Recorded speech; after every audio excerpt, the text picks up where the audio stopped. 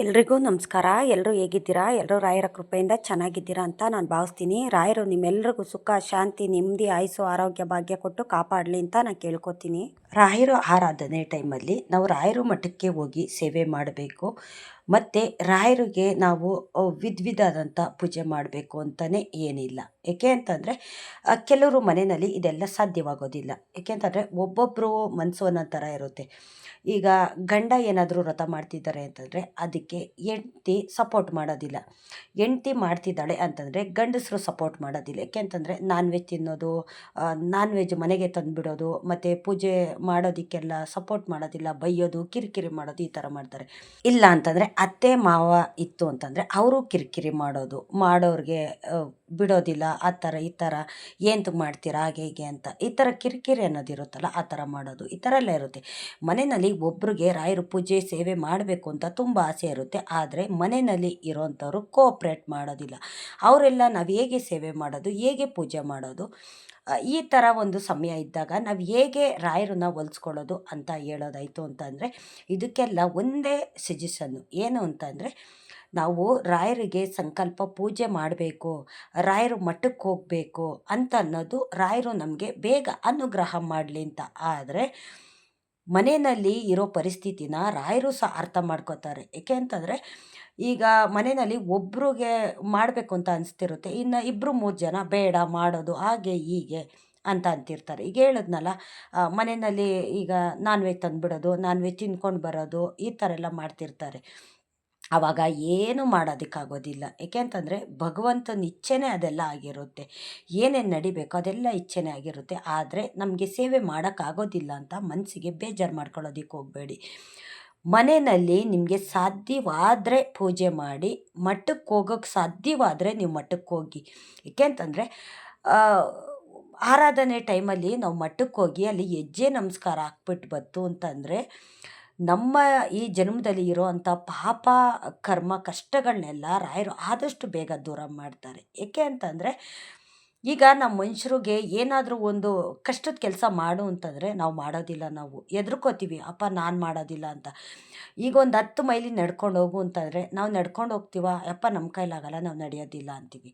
ಮತ್ತು 1 ದಿನ 2 ದಿನ ಊಟ ಬಿಟ್ಬಿಟ್ಟು ನೀನು ಕೂತ್ಕೋ ಅಂತಂದರೆ ಕೂತ್ಕೋತೀವ ನಾವು? ಇಲ್ಲ, ಹಶು ತಡೆಯೋಕ್ಕಾಗೋದಿಲ್ಲ, ಗ್ಯಾಸ್ಟ್ರಿಕ್ ಪ್ರಾಬ್ಲಮ್ಮು, ಅದು ಇದು ಅಂತ ನಾವು ಸುಳ್ಳು ಕಾರಣಗಳನ್ನೆಲ್ಲ ಕೊಡ್ತೀವಿ ನಾವು. ಏಕೆ ಅಂತಂದರೆ ನಮ್ಮಲ್ಲಿ ಅದು ಮಾಡೋಕ್ಕಾಗೋದಿಲ್ಲ, ಹಂಗಾಗಿ ಕಾರಣಗಳನ್ನು ಕೊಡ್ತೀವಿ. ಆದರೆ ರಾಯರು ಆ ಥರ ಅಲ್ಲ.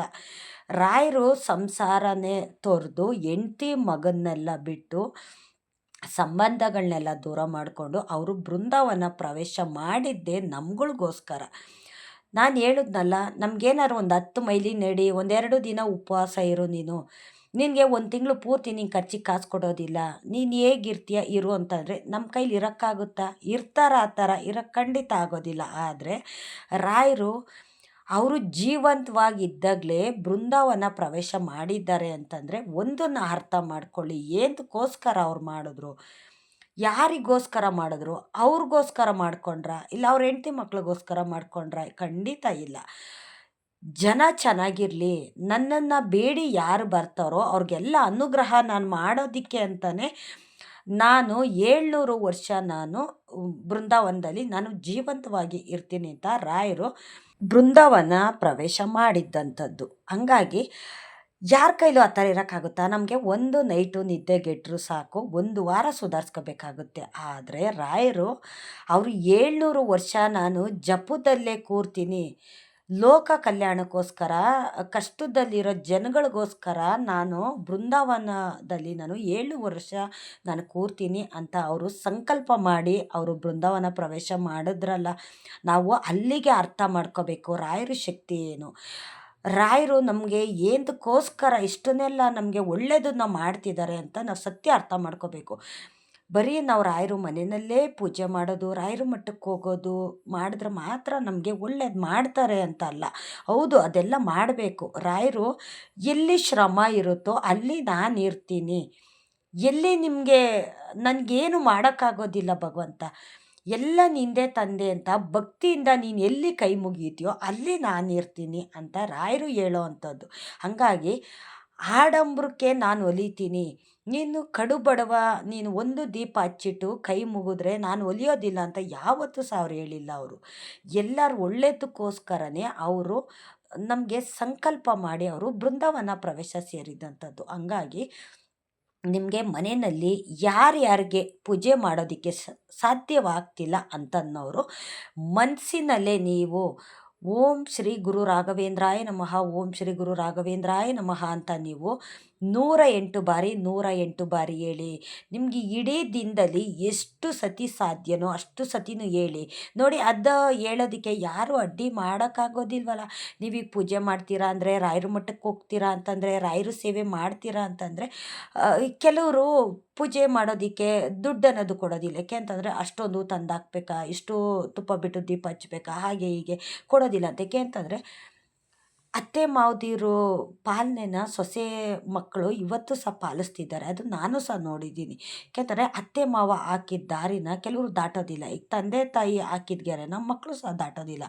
ಅಂಥ ಪರಿಸ್ಥಿತಿ ಇದ್ದಾಗ ಮನೆಯಲ್ಲಿರೋರು ಬೇರೆಯವರು ರಾಯರ ಪೂಜೆ ಮಾಡೋದಕ್ಕಾಗೋದಿಲ್ಲ. ಯಾಕೆ ಅಂತಂದರೆ ಎಲ್ಲರೂ ಚೆನ್ನಾಗಿ ಮಾಡ್ತಿದ್ದಾರೆ, ನಾನು ಮಾಡಬೇಕು ಅನ್ನೋ ಒಂದು ಆಸೆಯಿಂದ ಮಾಡೋದಕ್ಕೆ ಹೋಗ್ತಾರೆ. ಆದರೆ ಮನೆಯಲ್ಲಿ ಅದು ಮಾಡೋದಕ್ಕೆ ಸಾಧ್ಯವಾಗೋದಿಲ್ಲ, ಬಿಡೋದಿಲ್ಲ. ಕೆಲವರು ಎಲ್ಲ ಇರುತ್ತೆ, ಅವ್ರಿಗೆ ಖರ್ಚು ಮಾಡಿ ಮಾಡೋಷ್ಟು ಎಲ್ಲ ಇರುತ್ತೆ. ಆದರೆ ಮನೆಯಲ್ಲಿ ಇರೋಂಥ ಕೆಲವರು ಬಿಡೋದಿಲ್ಲ.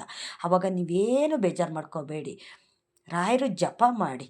ನಿಮ್ಗೆ ಇಡೀ ದಿನದಲ್ಲಿ ಎಷ್ಟು ಸತಿ ನಿಮಗೆ ಹೇಳೋದಕ್ಕೆ ಸಾಧ್ಯನೋ ಅಷ್ಟು ಸತಿನೂ ಹೇಳಿ. ಆದರೆ ಬೆಳಗ್ಗೆ 108 ಸತಿ, ಸಂಜೆ 108 ಸತಿ ಹೇಳಿದ್ರೆ ತುಂಬ ಒಳ್ಳೆಯದಾಗುತ್ತೆ. ಇನ್ನು 3 ದಿವಸದಲ್ಲೂ ಅಷ್ಟೇ, ಈಗ ರಾಯರ ಮಠಕ್ಕೆ ಹೋಗೋಕ್ಕಾಗೋದಿಲ್ಲ ಅಂತನ್ನೋರು ಸಹ ಈ ರೀತಿ ಮಾಡಿ. ಆದರೆ ರಾಯರ ಮಠಕ್ಕೆ ನೀವು ಒಂದಿನನಾದರೂ ಹೋಗಿದ್ದು ಬನ್ನಿ. ನೀವು ಶನಿವಾರ ಸೋಮವಾರ ಹೋಗಿಲ್ಲ ಅಂದರೂ ಪರವಾಗಿಲ್ಲ, ಅಂದರೆ ಭಾನುವಾರ ಈ 30ನೇ ತಾರೀಕು ಭಾನುವಾರ ಏನಿದೆ ಅವತ್ತೇ ರಾಯರು ಬೃಂದಾವನ ಪ್ರವೇಶ ಮಾಡಿದ್ದಂಥದ್ದು. ಅವತ್ತೊಂದು ದಿನ ನೀವು ಹೋಗಿ ರಾಯರ ಮಠಕ್ಕೆ ಹೆಜ್ಜೆ ನಮಸ್ಕಾರ ಹಾಕ್ಬಿಟ್ಟು ಬನ್ನಿ. ರಾಯರ ಹತ್ರ ನಿಮ್ಮ ಕಷ್ಟನೆಲ್ಲ ರಾಯರು ಪಾದಕ್ಕೆ ಹಾಕ್ಬಿಟ್ಟು ಬನ್ನಿ.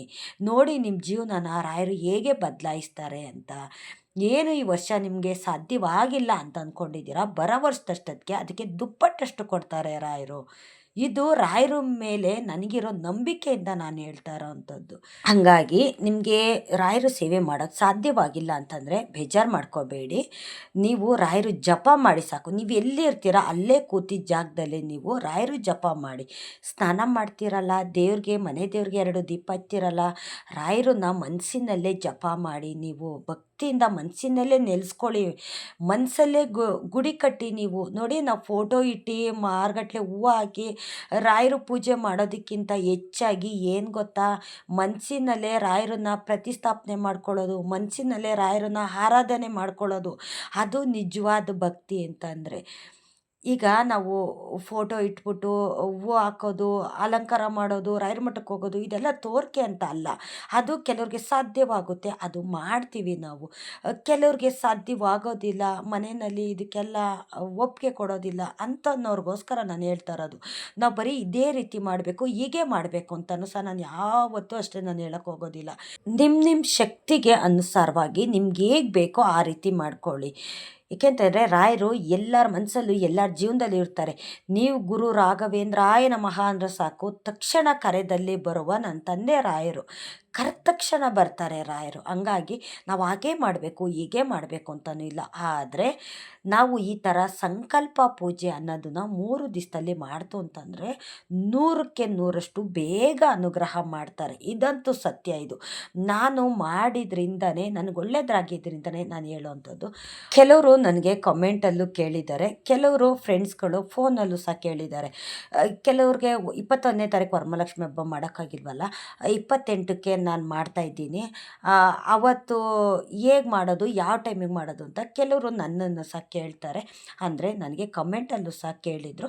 ಅದಕ್ಕೋಸ್ಕರ ನಾನು ರಿಪ್ಲೈನು ಮಾಡಿದ್ದೀನಿ. ಆದರೂ ವೀಡಿಯೋದಲ್ಲಿ ಹೇಳಬೇಕು ಅಂತ ಅನ್ನಿಸ್ದಂಗಾಗಿ ಹೇಳ್ತಾ ಇದ್ದೀನಿ ಕ್ಲಿಯರಾಗಿ.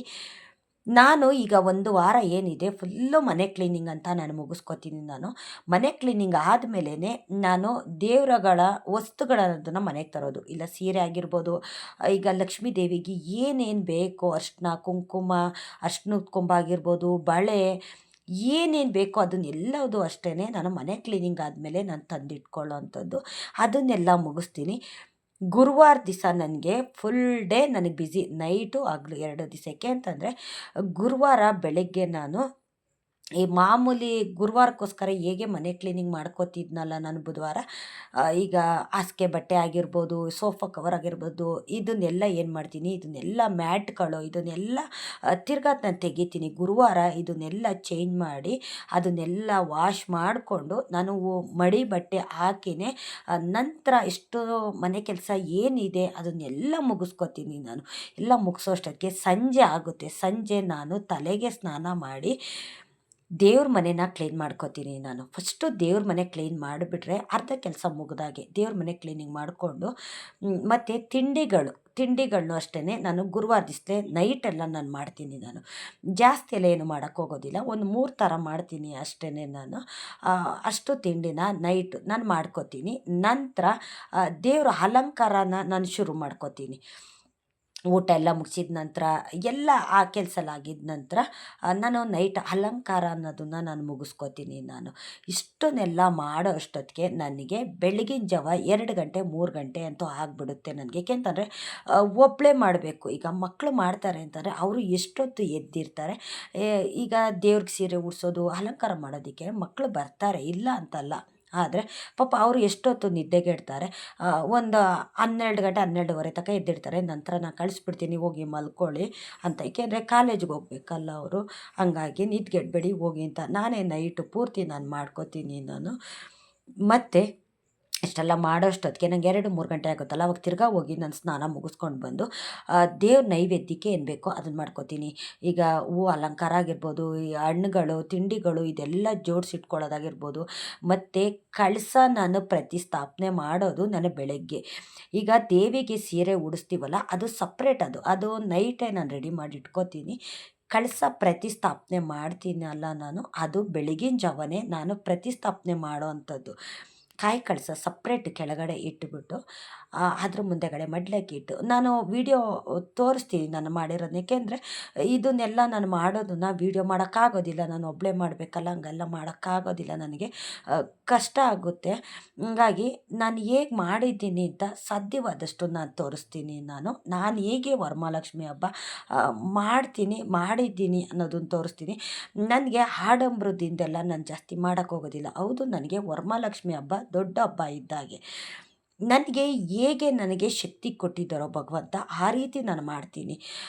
ಯಾರೋ ಮಾಡಿದ್ರು ಅಂತ ನಾನು ಮಾಡೋಕ್ಕೋಗೋದಿಲ್ಲ. ಭಕ್ತಿಯಿಂದ ನಾನು ಕಣ್ಣು ಮುಚ್ಚಿ ಕೈ ಮುಗಿದು 2 ಊದುಗಡ್ಡಿ 2 ದೀಪ ಹಚ್ಚೋದು ಸಾಕು. ಅಲ್ಲೇ ಭಕ್ತಿಗೆ ತಾಯಿ ಲಕ್ಷ್ಮೀ ದೇವಿ ಒಲಿತಾಳೆ. ಹಂಗಾಗಿ ಯಾರೋ ಮಾಡಿದ್ರು, ಯಾರೋ ರೇಷ್ಮೆ ಸೀರೆ ತಂದರು, ಯಾರೋ ಮೈಸೂರು ಸಿಲ್ಕ್ ಸೀರೆ ತಂದರು ಅಂತ ನಾನು ಆ ಥರ ಎಲ್ಲ ನಾನು ಮಾಡೋಕ್ಕೋಗೋದಿಲ್ಲ. ನನ್ನ ಶಕ್ತಿಗೆ ಸಾರವಾಗಿ ನಮ್ಗೆ ಹೇಗೆ ಬೇಕೋ ನಾವು ಆ ರೀತಿ ನಾವು ಮಾಡ್ತಾ ಹೋಗಬೇಕು.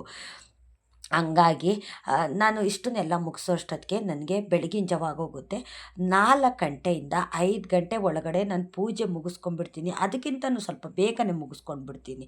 ಏಕೆ ಅಂತಂದರೆ ನೈಟ್ ಪೂರ್ತಿ ನಾನು ಎಚ್ಚರ ಇರ್ತೀನಲ್ಲ, ಎಲ್ಲ ಕೆಲಸ ಮುಗ್ದೋಗಿರುತ್ತೆ.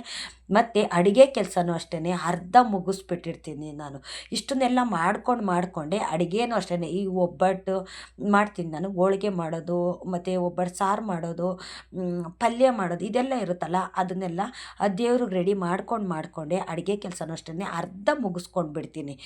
ಪೂಜೆ ಎಲ್ಲ ಮುಗ್ದಿದ ನಂತರ ನಾನು ಒಂದು ಅರ್ಧ ಗಂಟೆ 1 ಅವರು ನಾನು ದೇವಿ ಮುಂದೆ ಕೂತ್ಕೊಂಡ್ಬಿಡ್ತೀನಿ. ದೇವಿ ಶ್ಲೋತ್ರ ಹೇಳ್ಕೊಂಡು ದೇವ್ರ ಮುಂದೆ ಕೂತ್ಕೋತೀನಿ. ಒಂದು 6 ಗಂಟೆ ಮೇಲೆ ನಾನು ಅಡುಗೆ ಮನೆಗೆ ಹೋಗ್ತೀನಿ ನಾನು.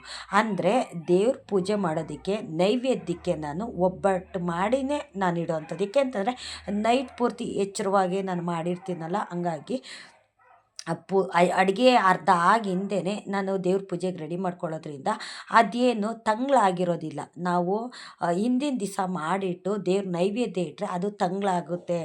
ನಾವು ಸಂಜೆ ಸ್ನಾನ ಮಾಡಿ ನಾವು ಯಥಾಸ್ಥಿತಿ ಪ್ರಕಾರ ಎಲ್ಲ ಕೆಲಸನೂ ಹಿಂದಿಂದೇನೆ ಮಾಡ್ಕೊಳ್ಳೋದ್ರಿಂದ ಯಾವುದೇ ಒಂದು ಅಂಟು ಮುಂಟು ಆಗೋದಿಲ್ಲ, ಮತ್ತು ಮೈಲಿಗೆ ಆಗೋದಿಲ್ಲ. ನಾವು ಒಂದು ಸತಿ ಮಲಗಿದ್ದೆದ್ರೂ ಸಾಕು ಅದು ಮೈಲಿಗೆ ಆಗುತ್ತೆ. ನಾನು ನೈಟ್ ಪೂರ್ತಿ ಮಲಗೋದಿಲ್ವಲ್ಲ, ಹಂಗಾಗಿ ಯಾವುದೇ ಒಂದು ಅಷ್ಟೇ ಮೈಲಿಗೆ ಆಗೋದಿಲ್ಲ. ಮತ್ತು ದೇವ್ರಿಗಾಗೋಷ್ಟು 2 ಒಬ್ಬಟ್ಟು ತಟ್ಟಿಟ್ಬಿಟ್ಟು ದೇವ್ರ ನೈವೇದ್ಯ ಮಾಡಿ ಮಾಡ್ತೀನಿ. ಇಲ್ಲ ಮಾಡೋಕ್ಕಾಗಿಲ್ಲ ಅಂತಂದರೆ ಹೂರ್ಣ ಅಂತೂ ರೆಡಿ ಮಾಡಿ ಇಡ್ತೀನಲ್ಲ, ಹೀಗಾಗಿ ಹೂರ್ಣ ಇಟ್ಬಿಟ್ಟು ದೇವ್ರಿಗೆ ನೈವೇದ್ಯ ಮಾಡಿ ನಾನು ಪೂಜೆ ಅನ್ನೋದನ್ನು ಮುಹೂರ್ತನ ಮೊದಲು ನಾನು ಪೂಜೆ ಮುಗಿಸ್ಬಿಡ್ತೀನಿ ಬ್ರಾಹ್ಮಿ ಮುಹೂರ್ತದಲ್ಲಿ.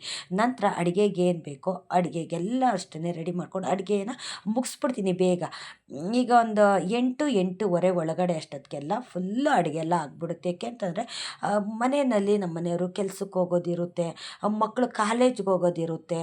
ಹಂಗಾಗಿ ನಾನು ಲೇಟ್ ಮಾಡ್ತಾ ಕೂತ್ಕೊಂಡ್ರೆ ಆಗೋದಿಲ್ಲ. ನಾನು ನಾಷ್ಟ ಒಂದು ಸತಿ ಅಡುಗೆ ಒಂದು ಸತಿ ಎಲ್ಲ ಮಾಡ್ಕೊಂಡು ಕೂತ್ಕೊಳ್ಳೋದಿಲ್ಲ. ಒಂದೇ ಸತಿ ಅಷ್ಟೇ ನಾನು ಅಡುಗೆ ಮಾಡಿಬಿಡ್ತೀನಿ. ನೈಟ್ ಪೂರ್ತಿ ಎಲ್ಲ ಕೆಲಸನೂ ನಾನು ಮುಗಿಸ್ಕೋತೀನಿ. ಆಮೇಲೆ ಮಧ್ಯಾಹ್ನ 1 ಅವರು ಒಂದು ಅರ್ಧ ಗಂಟೆ ನಾನು ರೆಸ್ಟ್ ಮಾಡ್ತೀನಿ. ಏಕೆ ಅಂದರೆ ಒಂದು ವಾರದಿಂದನೂ ಸಾಕಾಗಿರ್ತೀನಿ, ಮತ್ತು ನೈಟ್ ಪೂರ್ತಿ ನಿದ್ದೆ ಇರೋದಿಲ್ಲ, ಕೆಲಸ ಜಾಸ್ತಿ ಇರುತ್ತಲ್ಲ. ಹಂಗಾಗಿ ಒಂದು ಅರ್ಧ ಗಂಟೆ 1 ಅವರು ನಾನು ರೆಸ್ಟ್ ಮಾಡ್ತೀನಿ. ಹಾಗೆ ನಾನು ಮಾಡೋ ಅಂಥದ್ದು. ಕೆಲವರು ನನ್ನ ಕೇಳ್ತಾರೆ, "ನೀನು ಇಷ್ಟು ಬೇಗ ಪೂಜೆ ಮಾಡ್ತೀಯಲ್ಲ, ಹೇಗೆ ಮಾಡ್ಕೋತೀಯ?" ಅಂತ ನನ್ನ ಕೆಲವ್ರು ಕೇಳ್ತಾರೆ. ಇಲ್ಲಿ ನಮ್ಮ ಮನೆ ಹತ್ರ ಇರೋರಾಗಿರ್ಬೋದು, ಇಲ್ಲ ಫ್ರೆಂಡ್ಸ್ ಆಗಿರ್ಬೋದು.